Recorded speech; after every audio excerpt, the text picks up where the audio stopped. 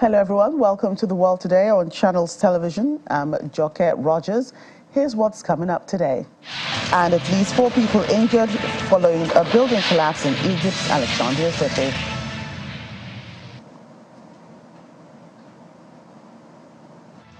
Let's take a look at other news now. The BBC has uncovered new evidence of China's spy balloon program, including flights over Japan and Taiwan. Japan confirmed balloons have flown over its territory and says it's prepared to shoot them down in the future if necessary. China has not directly addressed the evidence presented by the BBC. US-China relations were thrown into turmoil earlier this year when an alleged Chinese spy balloon was shot down off the US coast. China claimed the balloon seen over the northwestern US in late January was a civilian airship used for scientific research such as meteorology, and that it was an unintended and isolated event. Elsewhere now, leaders of India's governing party have criticized former US President Barack Obama for his recent remarks on Muslims in the country. Mr. Obama said in an interview last week that India may start pulling apart if the rights of minorities were not protected. He was responding to a question on how President Joe Biden should engage with illiberal Democrats. Indian Prime Minister Narendra Modi was in the U.S. on a state visit at the time. The 3-day visit was marked by a ceremonial welcome to the White House, a lavish state dinner, and the signing of several crucial deals. Mr. Modi also addressed a joint session of the U.S. Congress. Mr. Obama's remarks, made in an interview with CNN's Christian Amanpour, which was aired before the Congress address, were widely reported in India. Ms. Amanpour referred to the threat of democracy from so-called illiberal Democrats before referring to Mr. Modi as one. Let's go more on this. Our correspondent in Washington, Maria Bird, joins me now. Maria. Good evening. Yes, good evening to you. So the U.S. has been receiving backlash for, its opinion on other countries' rules and policies. What have analysts said about this one? Yes, you're exactly correct. The U.S. has been very vocal regards to policies in other countries, especially as it relates to women, as it relates to religious beliefs, and as it relates to anything that they believe has been a humanitarian potentially violation. And I think that where we stand at this point is the former president, as you know, was in an interview and he made a comment about an issue that I think is not at all something new that anyone has not heard him say before. The challenge, as you have mentioned previously, is the fact that we were in the midst of a diplomatic visit with India. So that's really where we're seeing where the controversy is coming from. I think that we'll probably hear former President Obama state that there was no intention of anything beyond just to address what has been a long time concern of the U.S. Yes, he might have said that, but do you think that people believe that it was rude for Mr. Obama to make such a remark, especially because the Indian Prime Minister was still on the U.S. soil and he was about to address Congress?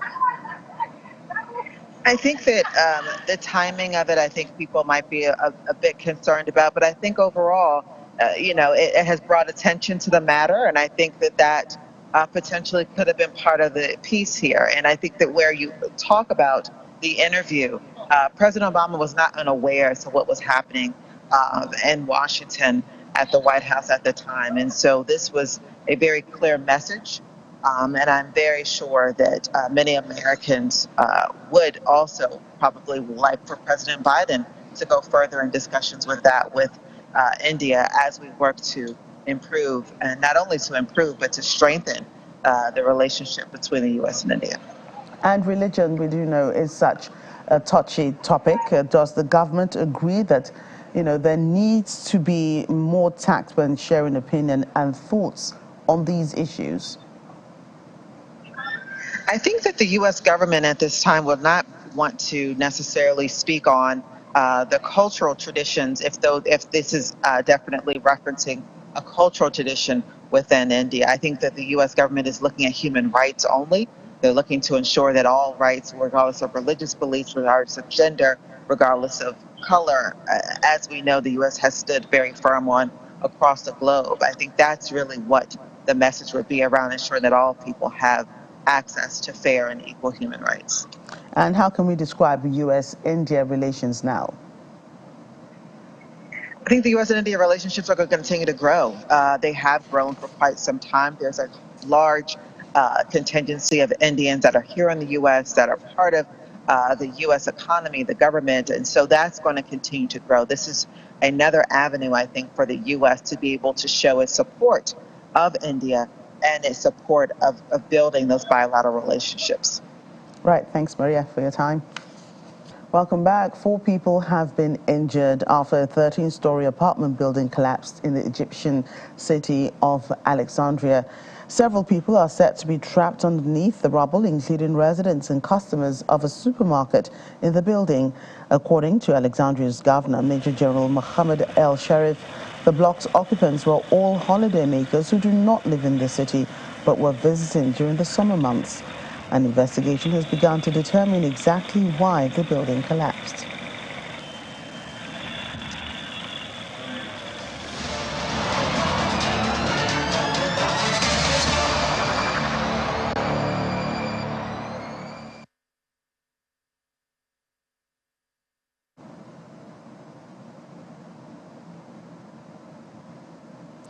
Sudan's paramilitary rapid support forces said it had seized the main base of a heavily armed police unit on Sunday as it sought an edge in its war with the army during heavy fighting in the capital, Khartoum.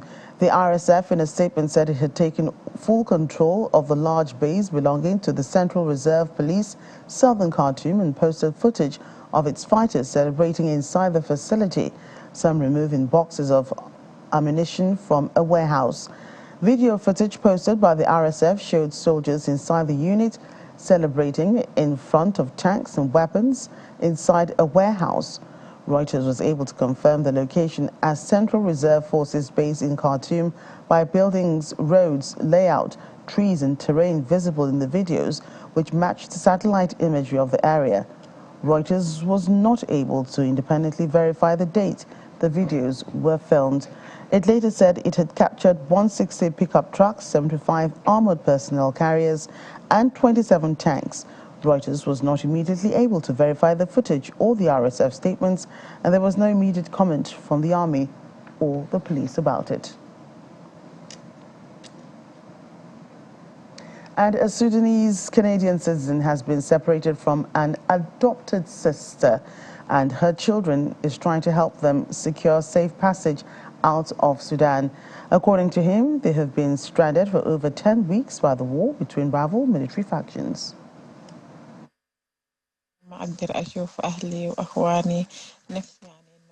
Sami Atabani is trying to get his family out of Sudan.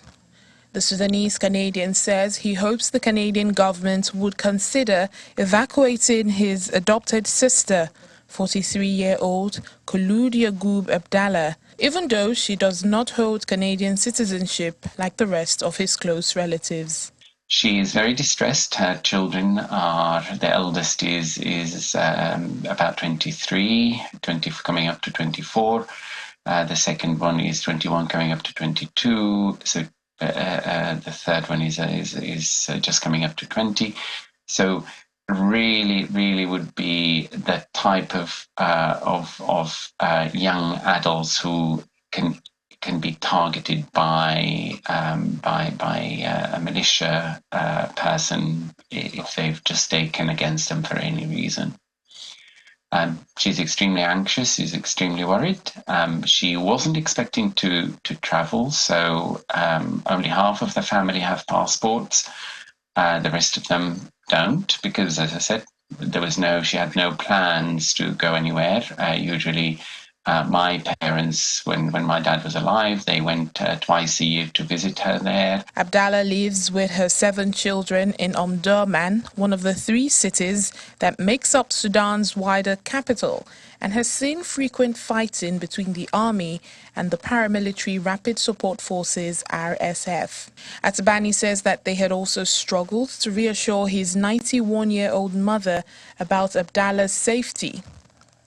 Atabani says his parents were unable to legally adopt her, partly due to complex adoption laws in Sudan, becoming her legal guardians instead. But that does not allow her to be considered an immediate family member of Canadian citizens and does not qualify for the evacuations that Canada and other countries have carried out from Sudan. The responses I'm receiving from the government are just shambolic. They're not interested in finding a solution, helping us. They told me that for her to be granted refugee status, she has to be in a third country and register as a refugee in a third country. Then they will consider transferring her to Canada. Well, she can't get to a third country. She doesn't have passports. It's impossible for her to leave the country. A spokesperson for Immigration, Refugees and Citizenship Canada said that while the IRCC could not comment on individual cases, Canada had taken measures to assist Sudanese nationals affected by the conflict.